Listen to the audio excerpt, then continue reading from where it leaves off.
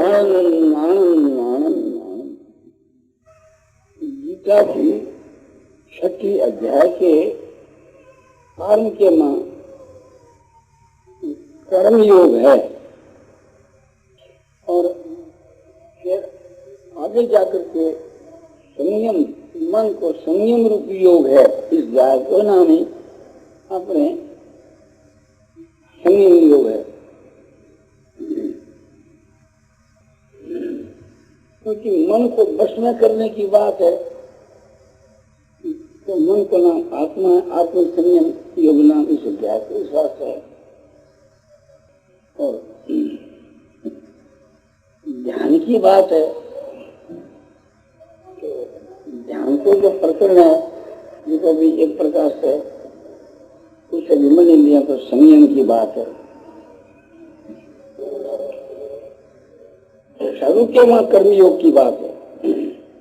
कर्मयोग की बड़ी महिमा गाई है। अनाश्रित कर्म पदम कार्य कर्म करोति है स सन्यासी से योगी से निर्गुणी न तात्पर्य। जो कर्म के फल को न चाहता हुआ तो करने योग कर्मों का आचरण करता है वही सन्यासी और वही योगी है। जो अग्नि का जिन्होंने त्याग कर दिया या कर्मों का त्याग कर दिया, ऐसा जो पुरुष है वो सन्यासी योगी नहीं है। भाव यह है केवल मात्र अग्नि का त्याग और केवल मात्र स्वरूप से कर्मों का जो त्याग है उसे त्याग मात्र से न तो सन्यासी समझा जाता है न योगी समझा जाता है, न तो वो निष्काम कर्म योगी है और न वो शांति योगी है।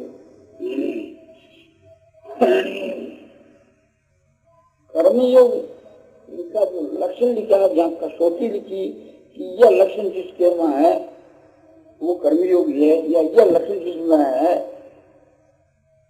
वो शांति योगी है, ऐसी बात इस प्रकार से कहीं भी नहीं बतलाई। अनाश्रित कर्म फलम कार्य कर्म करोति है स सन्यासी से योगी से न निर्गुणी न चाकर्य। जो कर्म के फल को न चाहता हुआ अपने कर्तव्य कर्म का पालन करता है वही सन्यासी और वही योगी है, न कि जो क्रिया के त्यागने वाला केवल मात्र क्रिया का त्याग कर दिया, केवल मात्र कर्मों को छोड़ दिया, वह सन्यासी योगी नहीं है। तो कर्मयोगी का क्या लक्षण है इस अध्याय के चौथे श्लोक में बताया कि यदा ही निंद्रियार्थेषु न कर्म समुत्सज्जते सर्व संकल्प सन्यासी योगारूढ़ सर्वोच्यते। यदा बने जिस काल के मां ये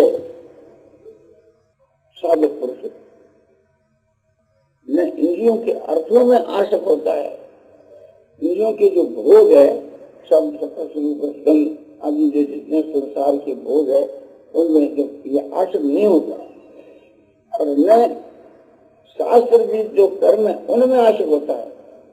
क्रिया के वहां भी आसक्ति मुक्ति देने वाली नहीं है। कर्म के न करने के वहां भी प्रीति नहीं होनी चाहिए और कर्म के करने में भी प्रीति नहीं होनी चाहिए। अनासक्त भाव से कर्म करना चाहिए। उन्हें कर्म समुत्सज्जते, उन्हें कर्मों में आसक्त होता है। वह सारे संकल्पों का त्यागी पुरुष योगारूढ़ कहा जाता है। उसकी योगारूढ़ संज्ञा है, वो योग के ऊपर आरूढ़ हो गया। इस प्रकार का उपदेश जो के भगवान अर्जुन को कहते हैं, भाव यह कि तुम योग पर आरूढ़ हो। योगारूढ़ का लक्षण बताया, ये लक्षण है वो योगारूढ़ है। सारे संकल्पों का त्यागी का मतलब ये नहीं कि पूर्णांग का भी त्याग कर दिया तो फिर कर्म होंगे कैसे। संकल्प का मतलब है सत्ता और आसक्ति को लेकर के जो कामना है उसका नाम संकल्प है। मन में ये निश्चय किया जाता है ये मुझको करना है। तो इस प्रकार जो आसक्ति को लेकर के और जो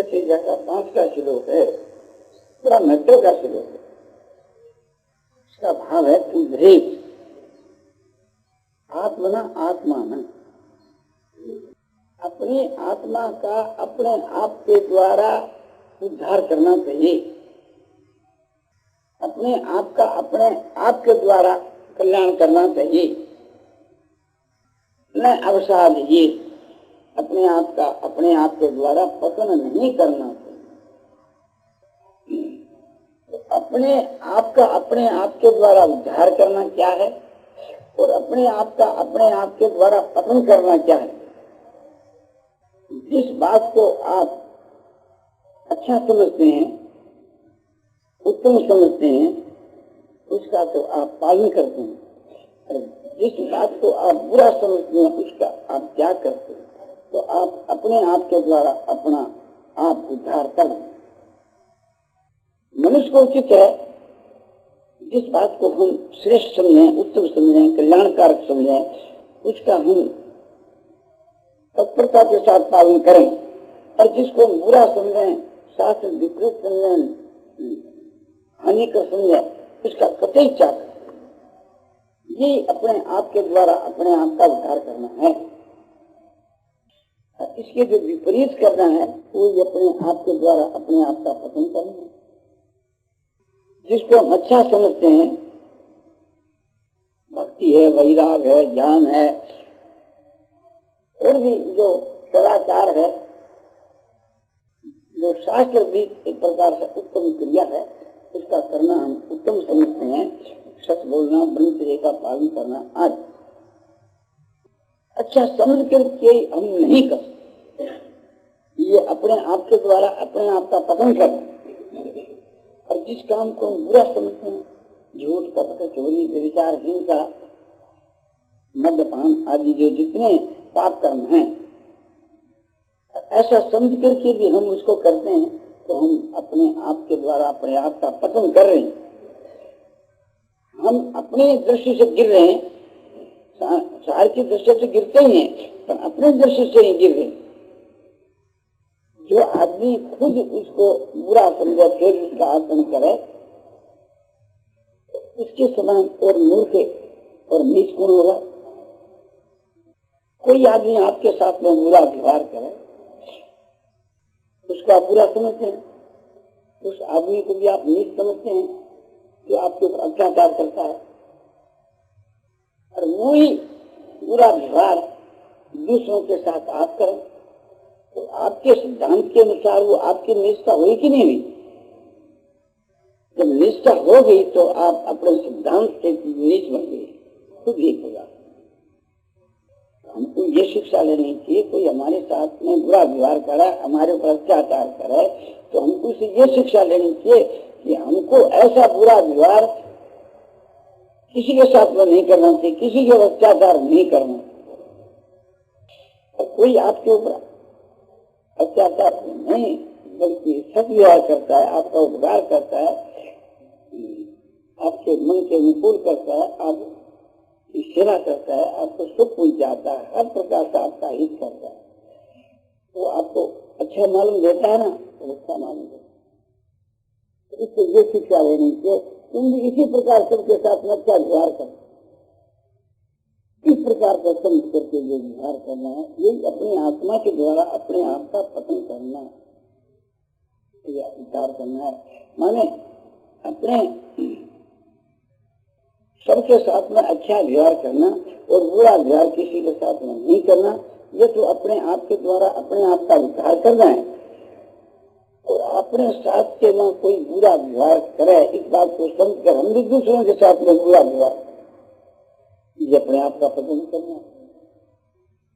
जो हमारे साथ में अच्छा व्यवहार करें उसके साथ में हम अच्छा व्यवहार नहीं करें, या उससे ये शिक्षा न लेकर के उसके विपरीत ही व्यवहार करें, तो ये हमारी निष्ठा है। ये अपनी आत्मा का अपने आप के द्वारा पतन करना है। आत्मी आत्मा बंधु आत्मा पुरात्मा में, ये आत्मा ही तो अपने आप का बंधु है और आत्मा ही अपने आप का शत्रु है। जो आदमी संसार के मौसम के साथ में बुरा व्यवहार करता है वह स्वयं आप ही अपने आप का शत्रु है। जो आदमी दूसरों के साथ में अच्छा व्यवहार करता है वो स्वयं आप ही अपने आप का मित्र है। शास्त्र के और महात्मा पुरुषों के कई वचनों के अनुसार चलना और वो जो निषेध करते हुए उसके अनुसार न चलना, यही अपने आत्मा का अपने आप के द्वारा उद्धार करना है। और इस तरह दूसरी बात आपको कही जाती है, जिसका शास्त्रों में विश्वास नहीं, महापुरुषों में विश्वास नहीं, परलोक में विश्वास नहीं, ऐसे जो नास्तिक पुरुष है उनका भी क्या उद्धार हो सकता है? तो परलोक में भलाई विश्वास मत हो, महात्माओं पर भलाई सर्वदा विश्वास मत हो, शास्त्र पर भी भलाई सर्वदा विश्वास मत हो, किंतु कम से कम अपनी आत्मा के ऊपर तो विश्वास होना चाहिए। यदि अपनी आत्मा के ऊपर सर्वदा विश्वास हो जाए तो उसका भी उद्धार हो सकता है। ऐसे जो ईश्वर और महात्माओं को न मानने वाले जो नास्तिक पुरुष है उनका भी उद्धार हो सका है। इसके लिए आपको ये बताया जाता है, अपनी जो आत्मा वही परमात्मा है। निष्काम भाव से, सम भाव से, पक्षपात रहित होकर के अपनी आत्मा से पूछना चाहिए। कोई भी काम हो इसके लिए अपनी आत्मा से पूछना चाहिए कि ब्रह्मचर्य का पालन करना उत्तम है या व्यभिचार करना उत्तम है। वास्तु के बीच के मां अपनी आत्मा से पूछे कि वास्तु के बीच के मां सबसे बढ़िया बात क्या है, घटिया क्या है, तो यही आत्मा से आवाज आवेगी कि व्यभिचार के बराबर कोई खराब काम नहीं, उसे हानि है,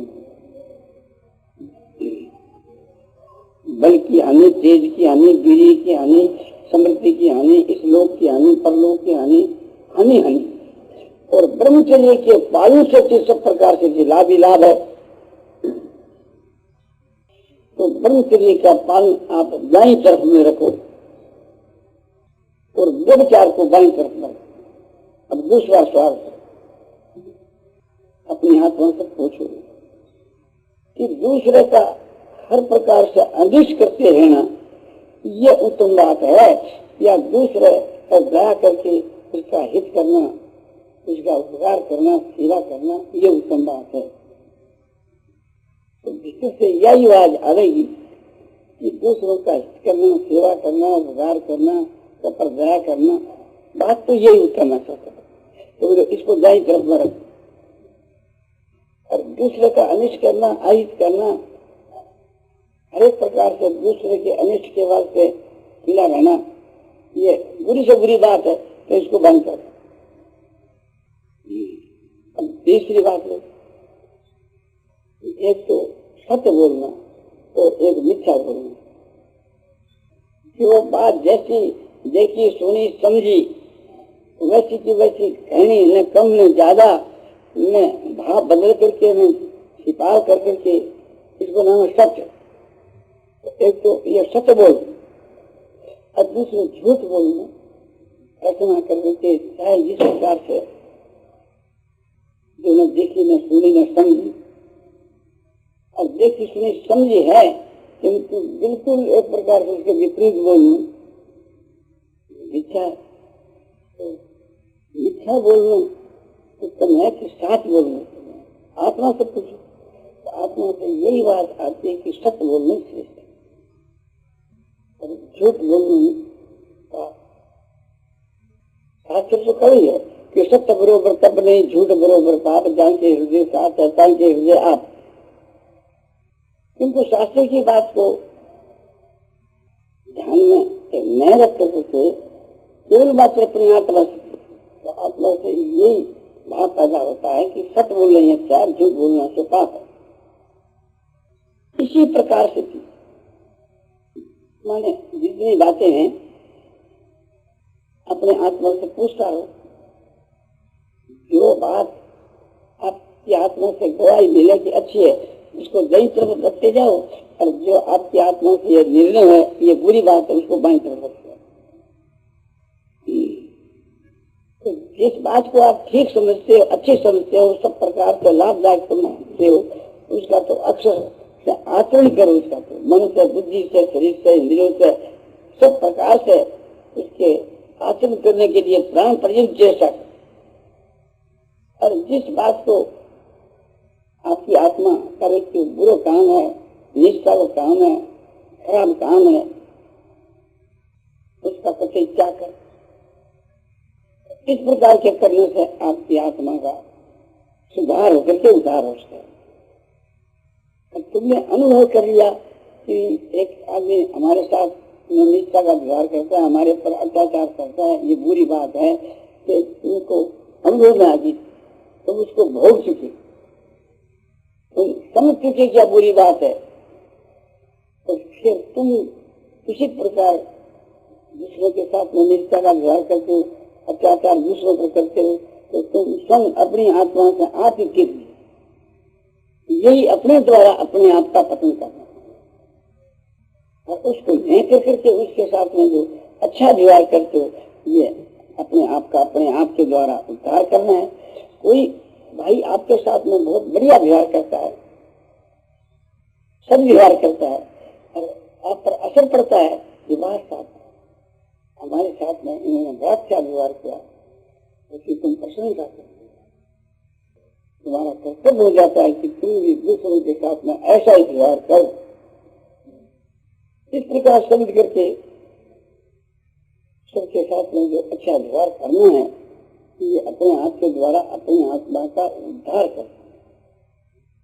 इस मात्र व्यवहार करने वाले पुरुष के कैसे लक्षण हो जाएंगे, ये भी इसमें बता। इसी प्रकरण में, इसी अध्याय के में 7-8 और 9 के श्लोक में जितात्मन प्रशांत से परमात्मा समाहित शीतोष्ण सुख दुखेषु शीतोष्ण सुख दुखेषु तथा मानापमान ज्ञान विज्ञान चेतनात्मा कूटस्थ विजितेन्द्रिय युक्त योगी कमलोष्टात्म कांचन सूर्य मित्रा उदासीन मध्यस्थ द्वेष बंधुषु साधु सुखिषु पापेषु संबुद्धि विशिष्ट वे। कितना उनके दर्जा का व्यवहार है, सबके में समभाव रखना, हर एक में जड़ चेतन सब पदार्थों में समभाव करना, ये महापुरुषों का लक्ष्य है। निष्काम कर्म योग के द्वारा जो परमात्मा को प्राप्त हो जाता है, उसमें ये सब लक्षण स्वाभाविक आ जाते, भावी की जितात्मा प्रशांत करते हैं, परमात्मा समाहित तो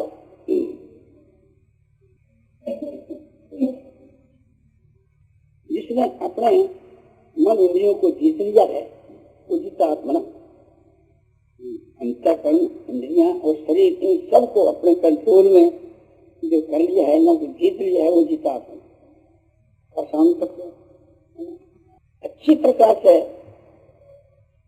विक्षेप का अभाव करके जिसके चित्त में शांति प्राप्त हो गई है, उस पुरुष को प्रशांत दर्शक है। मन में जो नाना प्रकार का जो विक्षेप है, इससे जो रहित है, रहित होने पर जो प्रसन्नता होती है, उस प्रसन्नता का नाम शांति है। कैसे है शांत आत्मा, जिसकी माने जिसका मन अच्छी प्रकार से विक्षेप से रहित हो गया है, शांत हो गया है, ऐसे पुरुष को प्रशांत आत्मा कहते हैं। परमात्मा समाय, परमात्मा के स्वरूप में जो समस्त प्रकार से आयत माने स्थित है।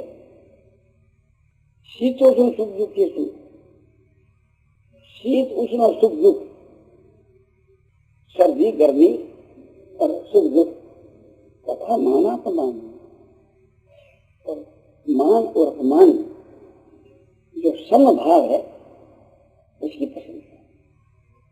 विषमता तो सबकी होती है, शीत उष्ण मन के अनुकूल हो तो उसमें प्रसन्नता होती है, आसक्ति होती है। मन के प्रतिकूल हो तो उसमें दुख होता है, द्वेष भाव। ऐसे ही एक प्रकार से सुख जो है सो अनुकूल है, दुख है सो प्रतिकूल है। किंतु जो योगी जो महात्मा पुरुष है उनके मतलब में समता आ जाती है। जैसा तो उनके लिए मान वैसा उनके लिए अपमान। ज्ञान विज्ञान त्रिवतात्मा, ज्ञान और विज्ञान में जिनकी आत्मा त्रिवत है वो ज्ञान विज्ञान त्रिवतात्मा। परमात्मा के स्वरूप का, निराकार के स्वरूप का जो अनुभव है वो ज्ञान, और साकार निराकार सगुण निर्गुण भगवान के सभी स्वरूपों का अच्छी प्रकार से जो अनुभव उसका नाम विज्ञान। ऐसे परमात्मा के ज्ञान और विज्ञान में जिनकी आत्मा त्रिपत है तो ज्ञान विज्ञान त्रिपतात्मा। कूटस्थ विचेंद्रिय, कूट की मात्र जो अचल है, जैसी बुद्धि अचल है, स्थिर बुद्धि है, कभी वो किसी प्रकार से जैसी बुद्धि विचलित नहीं होती उसको कूटस्थ कहते। और विजितेंद्रिय विशेष बात है जिन्होंने अपनी इंद्रियों को जीत लिया, इंद्रियों पर विजय कर लिया, वो विजितेंद्रिय। युक्त इति उच्यते योगी समलोष्टा समकांत। असम माने पत्र, लोष्ट माने मिट्टी का ढेरा। चौका देने पर जो बचा हुआ जो गोबर माटी का लोटा है उसको लोष्ट कहते हैं, और लोह का जो मैल है उसको लोष्ट कहते हैं। जो फेंकने मिला है, कोई काम में नहीं आता।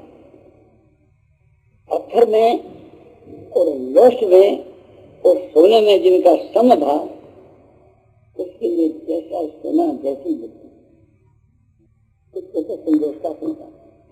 ऐसा पुरुष जो है उसको युक्त इति उच्यते, योग युक्त है ऐसा कहा गया।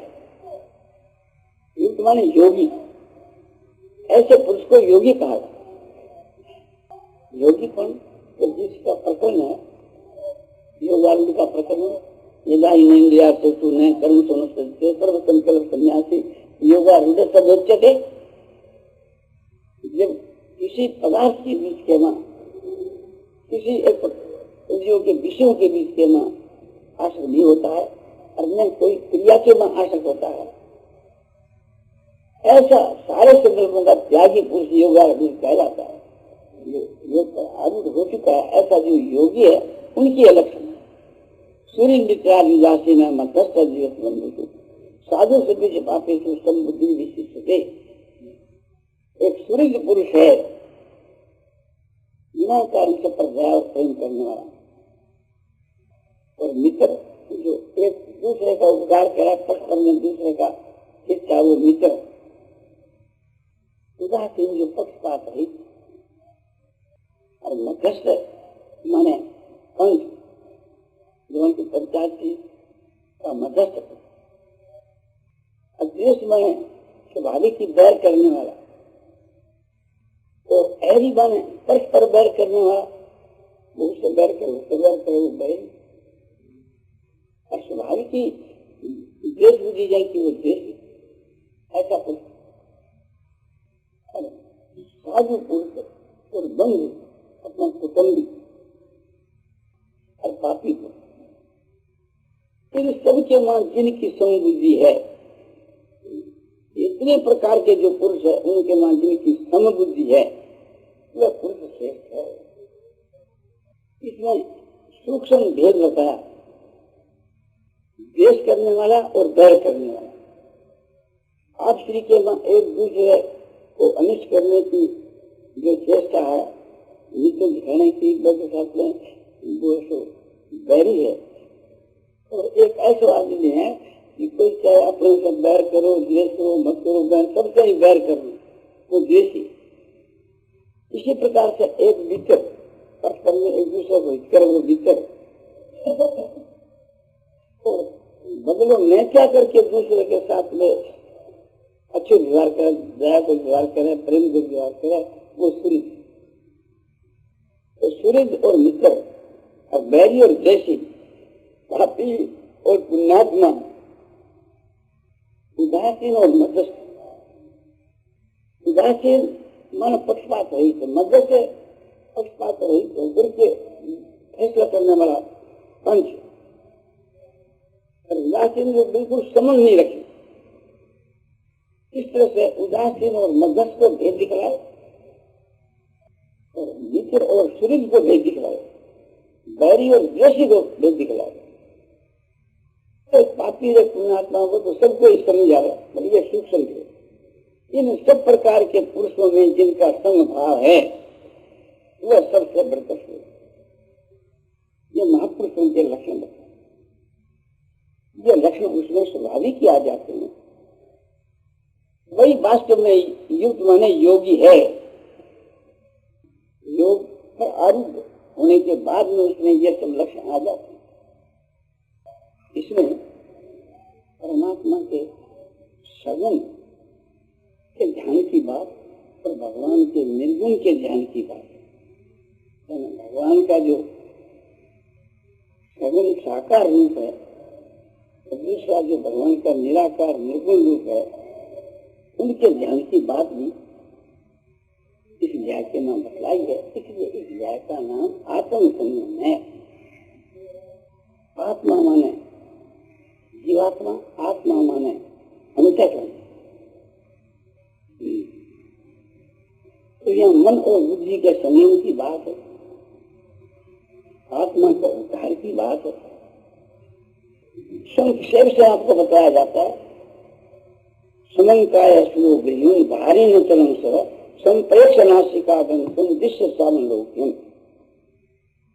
प्रशांत आत्मा वित्त वीर ब्रह्मचारी व्रत मन संयम स्थितो युक्त आशित मत पर। ये इसी गीता की छठे अध्याय से 13 और 14 की शुरू है।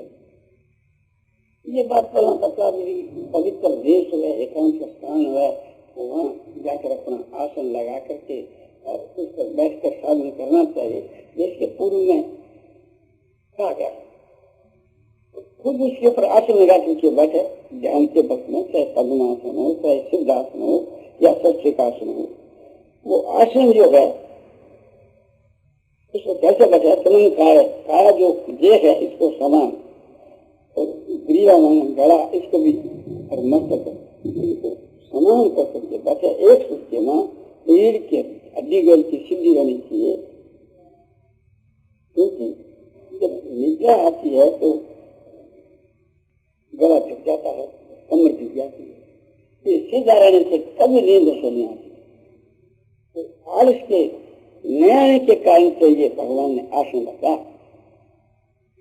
तो दृष्टि को नासिका के अग्रभाग से वहां रखे और उसके स्वर किसी दृष्टि नहीं करे और किसी चीज का अवलोकन नहीं करे। ये बैठने की विधि बताते हैं। या निद्रा नहीं आती हो तो उनसे नीच भी सके तो इसकी बात। प्रशांत आत्मा वित्त भी तो पुरुष कैसा होना चाहिए साधक, जो प्रशांत आत्मा जिनका अंतःकरण अच्छी प्रकार से शांत हो गया, मन विक्षेप रहित हो गया है, उसको प्रशांत आत्मा कहते हैं। प्रसन्न शांत आत्मा प्रशांत आत्मा।